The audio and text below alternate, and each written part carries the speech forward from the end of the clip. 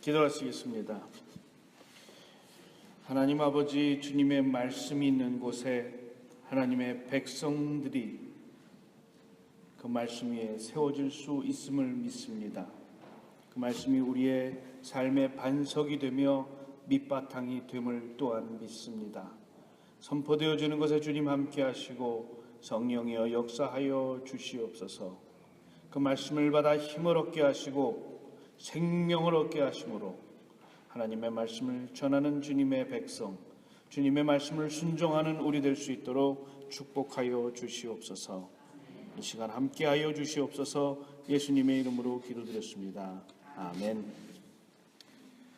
우리가 사는 동안에 우리는 환난과 시련과 어려움과 고통을 경험하게 됩니다.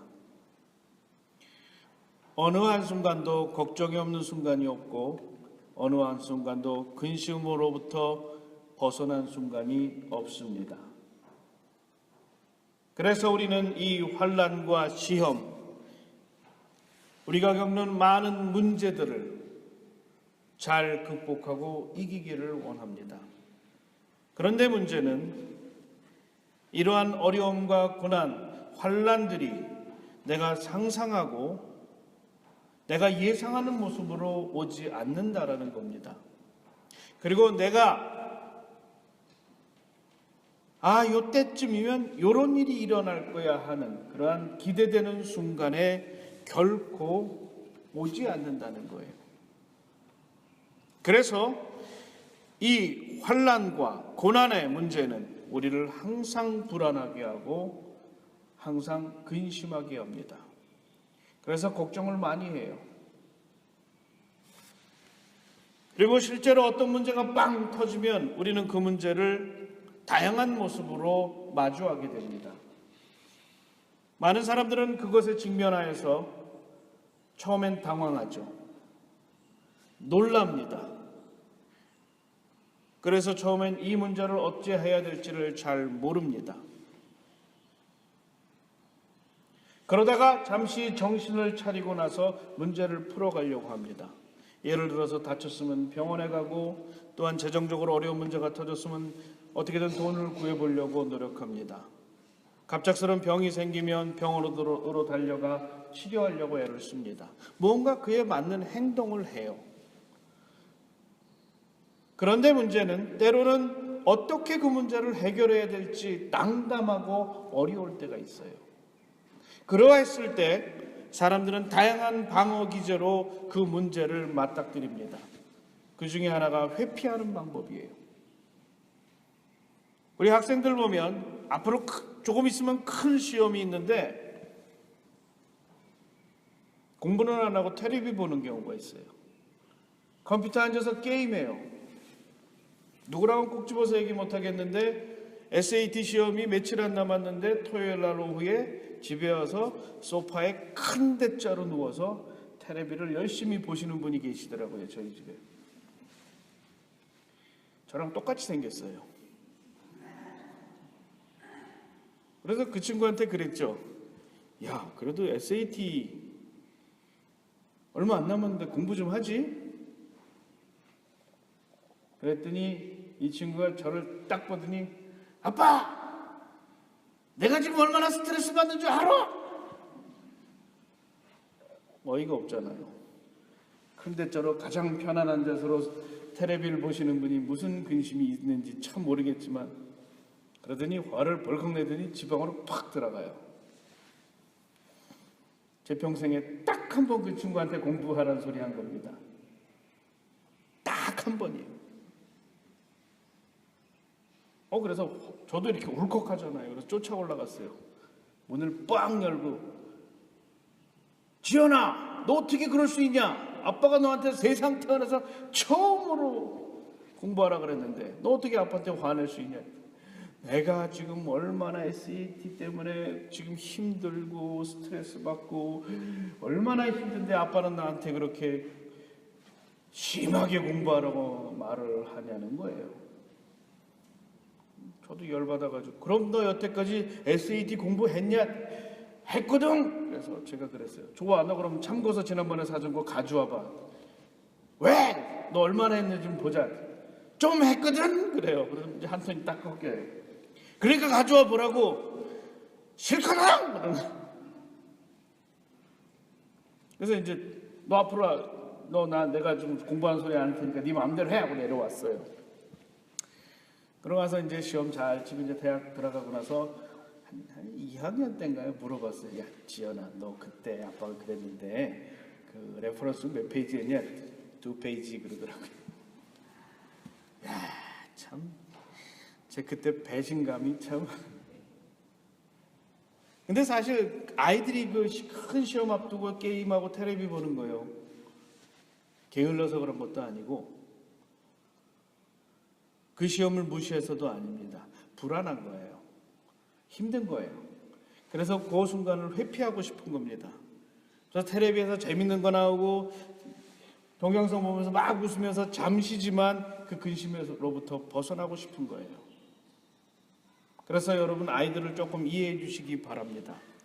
좀 말도 안 돼 보이고 좀 참 희한하다라고 하지만 그것이 스트레스 때문에 큰 시험에 닥친 그 문제 때문에 그들이 힘들어하는 겁니다. 그리고 경우에 따라서 이런 분들이 있어요. 엄청나게 스트레스 받고 괴로운 일을 당하면 바로 술 드시는 분들이 있어요. 왜 술 드셔요? 잠시지만 취해서 그 문제를 좀 회피하고 싶은 거예요. 즐거울 때 그냥 한 잔 짱 하고선 좋은 분위기 만들면 좋은데 꼭 힘들 때 드시고 좀 눈살 찌푸리는 행동도 하시고 그래요. 보기가 조금 부끄럽습니다. 그런데 이런 분들이 이렇게 술 마시는 이유는 딴 게 아니에요. 너무 자기에게 닥친 그런 어려움이 스스로 그것을 돌파하거나 극복하기에는 너무나 어렵기 때문에 곧 잠시지만 그 문제를 풀어가고 싶었던 겁니다. 비껴나가고 싶었던 거예요. 잊고 싶었던 거예요. 그렇기 때문에 그러한 분이 있다면 여러분 위로해 주시기 바랍니다. 그러한 분이 있다면 여러분 손잡아 주시고 결코 함께 손잡아 준다고 해서 내가 그 문제를 해결해 줄 수는 없어요. 그러나 함께 해주시는 것 그 자체만으로도 여러분 그 사람은 다시 일어날 수 있는 힘을 얻습니다. 그게 하나님께서 우리에게 주신 사명이라고 믿습니다. 이스라엘 백성도 바로 그와 같은 정말 낙심되고 어려운 순간이 있었어요. 지금 요한복음이 쓰여지던 이 시대에 이스라엘은 로마의 식민지였습니다. 이들은 그 식민지 상황에서 자신의 마음을 붙일 만한 곳이 제대로 없었어요. 어디를 가도 이들이 즐거운 곳이 없었습니다. 나는 하나님의 백성인데 하나님의 성전도 무너지고 로마의 병정에 의해서 그리고 하나님의 말씀이 선포되어지는 것도 그리 대단치가 않았던 거예요. 어디를 가도 내가 하나님의 백성이지만 하나님의 백성이라고 말할 수 있는 곳이 없었던 겁니다. 거기다가 로마의 시민들, 아니 로마의 어떤 그 정복자들은 이스라엘 민족을 억압하고 착취해 갑니다. 그리고 세리라는 사람은 분명히 나와 같은 동족인데 더해요. 그게 직업이다 보니까 그걸로 돈을 벌어야 되다 보니까 정말 고열을 쥐어 짜듯이 백성들을 착취합니다. 그러니 이스라엘 백성들이 얼마나 힘들었겠어요. 우리가 일본 식민지였을 때에 한국 사람들이 제일 많이 한 게 뭐냐면 술 마시는 거였어요. 얼마나 술을 많이 마셨는지 선교사들이 와서 보니까 온 길바닥에 술 취한 사람으로 차고 넘치더라는 거예요. 그래서 선교사들이 이렇게 얘기한 겁니다. 교회 오려면 술 끊고 와라. 최소한 술을 마시지 말고 맨 정신으로 와라. 그래야지 내가 받아주겠다. 그래서 한국 교회는 술 마시지 않는 게 전통이 된 거예요. 그렇게 술을 마셨어요. 그 순간, 그 정말 식민지의 순간을 잊기 위해서 그들은 계속 마셨던 겁니다. 이스라엘도 마찬가지예요. 술을 마셨어요.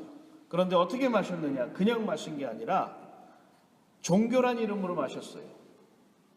그 당시에 디오니소스 신을 섬기는 사람들이 제법 많았습니다. 디오니소스 하면 무슨 신이에요? 술의 신이에요.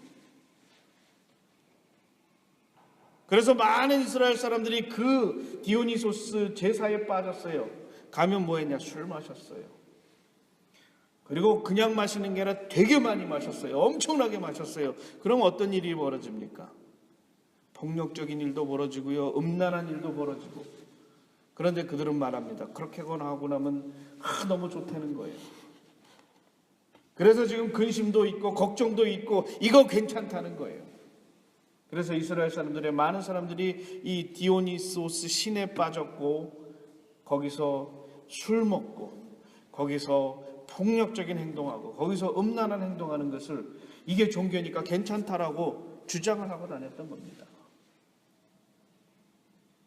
디오니소스는 물로 포도주를 만들어주는 신이니까 최고의 신이라는 거예요. 내가 지금 근심스러운데 술 주는 신이니까 최고라는 거예요.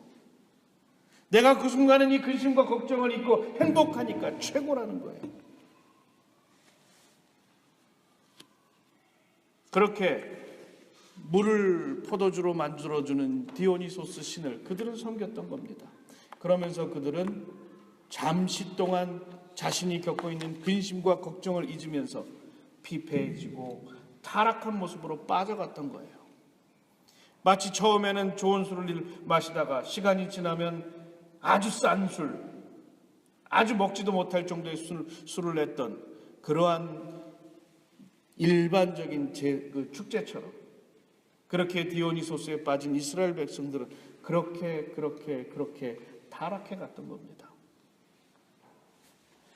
그런데 오늘 본문의 말씀을 보면 결혼식이에요. 결혼 축제예요. 어떤 순간입니까? 최고의 순간이에요.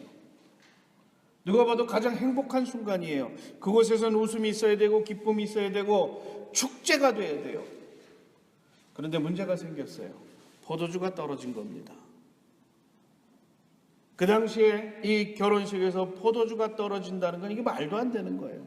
함께 즐거워해주고 더 흥을 돋궈줘야 되고 더 축하해줘야 되는데 포도주가 뚝 떨어진 거예요. 일주일을 마셔야 될 분량을 이렇게 모아서 저장해둬야 되는데 어찌하다 보니까 계산을 잘못해서 그 중간에 술이 떨어진 겁니다. 포도주가 떨어진 거예요. 이 흥겹고 이 기뻐해야 될 결혼 축제가 중간에서 이게 멈추게 될 그러한 아주 위기의 상황에 놓인 겁니다. 바로 그때 예수님께서 나타나신 거예요. 그의 어머니 마리아가 예수님께 부탁합니다.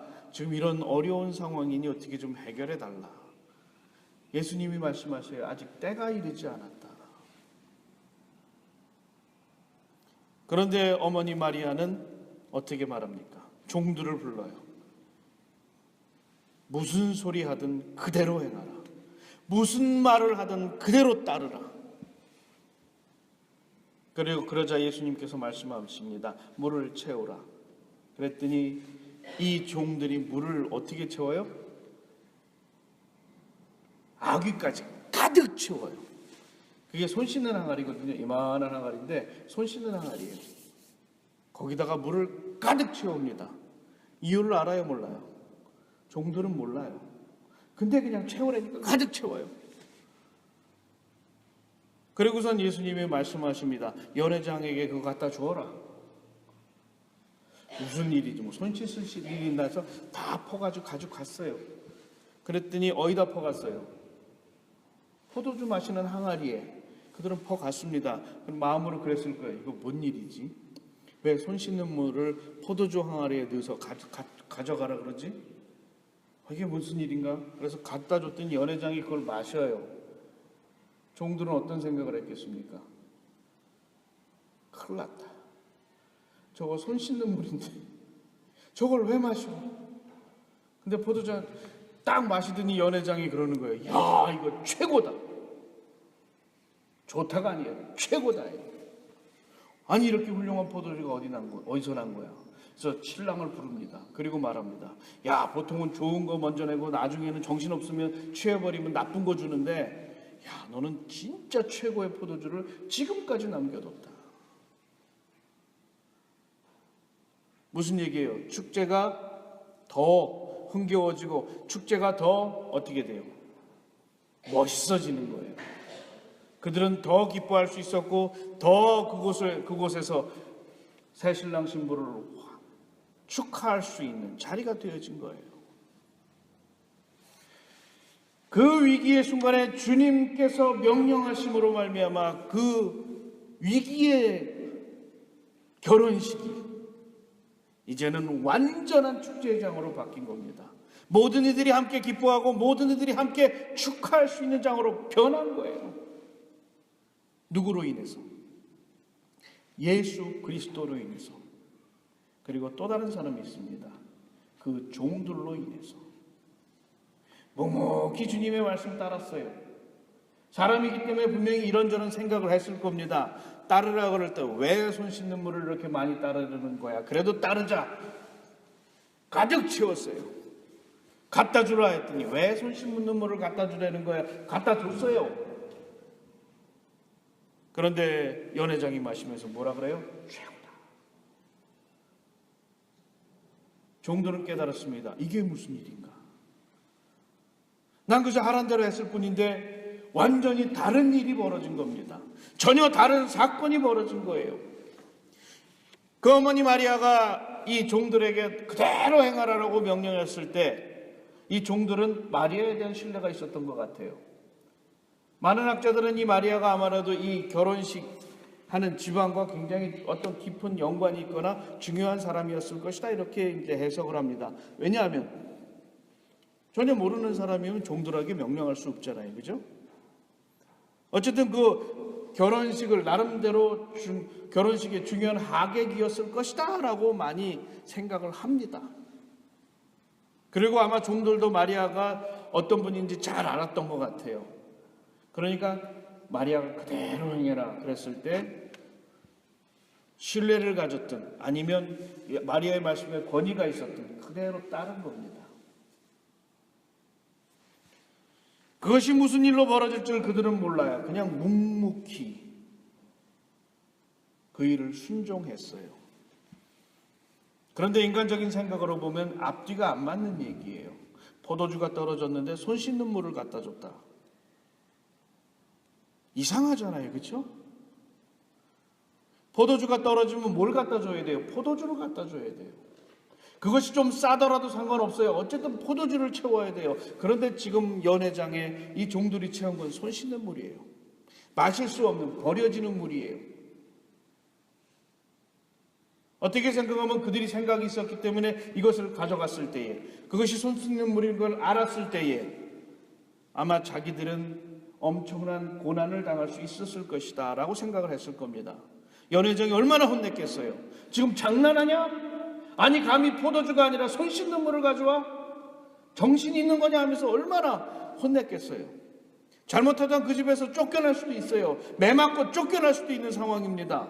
연애를 망치려는 그러한 악한 의도라고 그는 큰 고난을 당할 수도 있었던 거예요. 그런데 그들은 묵묵히 따랐어요. 예수 그리스도의 명령이었기 때문에 묵묵히 그 말을 따랐고 그것을 통해서 물이 포도주가 되는 그것도 최고의 포도주가 되는 역사가 일어났던 겁니다. 그 사건을 요한복음은 이렇게 기록하고 있어요. 하나님의 영광을 나타낸 사건이다. 10절에 뭐라고 되어 있습니까? 11절에 보면 예수께서 이 초표적을 갈릴리 가나에서 행하여 그의 영광을 나타내시매라고 되어 있어요. 그의 영광을 나타냈다. 영광은 어떤 것입니까? 하나님의 자기 표현 방식이에요. 하나님이 자기를 드러낼 때에 그의 백성에게 드러낼 때에 영광스러운 모습으로 자기를 표현해냅니다. 바로 예수께서 처음으로 자기를 드러내시고 내가 하나님이요 이스라엘의 구세주이심을 지금 드러냈다는 거예요. 첫 번째 사건입니다. 바로 그 사건의 첫 번째 경험자가 누구냐? 종들이라는 거예요. 제자들은 그 이후에 믿었다 그랬어요. 그를 열심히 따랐던 제자들조차도 예수가 구세주이시고 하나님이심을 잘 몰랐어요. 그런데 이 종들은 그들이 믿기 전에 먼저 보고 먼저 체험했어요. 연회장은 모르되 이 종들은 알았다. 엄청난 특권이 아닐 수 없습니다, 여러분. 그냥 안다라는 건 그냥 안다가 아니에요. 내가 체험하고 경험했다는 거예요. 그분이 누구인지 정확히 깨달았다는 거예요. 그 은혜를, 그 특권을 지금 이 종들이 누릴 수 있게 된 겁니다. 어떻게 해서요? 묵묵히 순종해서. 그대로 행하라고 했더니 그대로 행하였더니, 그렇게 따랐더니 하나님께서 그들을 첫 번째의 증인으로 세워주셨다는 거예요. 가장 비천하고 낮은 자, 그 순간에 때로는 매맞고 쫓겨날 수도 있었던 그 종들을 가장 첫 번째로 하나님의 말씀을 잡은 자, 구원자 예수 그리스도를 경험한 자, 하나님의 역사를 바로 눈앞에서 바라본 자로 하나님께서는 그들을 세워주셨다라는 겁니다. 여러분, 우리는 바로 그와 같이 부름받은 성도입니다. 하나님의 일을 위해서 여러분은 묵묵히 주님의 말씀을 순종하고 따라야 될 일, 바로 그 일을 위해서 여러분을 불러주신 거예요. 그 일이 때로는 참 난감한 일일 수도 있어요. 참 이거 어찌할 바를 몰라 할 일도 있습니다. 종들처럼 포도주가 필요한 것에 손 씻는 물을 가져가는 것처럼 아주 이상한 그러한 일일 수도 있어요. 하나님을 따른다라는 것, 하나님의 말씀에 순종한다는 것은 때로 그러한 모양일 수도 있습니다. 그랬을 때 우리는 인간적인 이성을 팍 발휘해서 하나님 요것은 안 되겠는데요, 요건 조금 피해가는 게 좋겠는데요, 말해선 안 된다라는 거예요. 그저 묵묵히 따를 때에, 그저 묵묵히 그 말씀을 순종할 때에 우리가 구원자 되신 주님을 알게 되고 우리의 메시아 되신 예수 그리스도를 우리가 체험할 수 있다는 겁니다.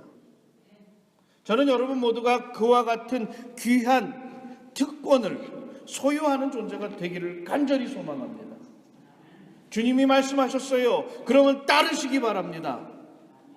그러한 순종이 있을 때에 하나님의 역사를 이룰 수 있고 주님의 영광이 드러날 수 있는 겁니다.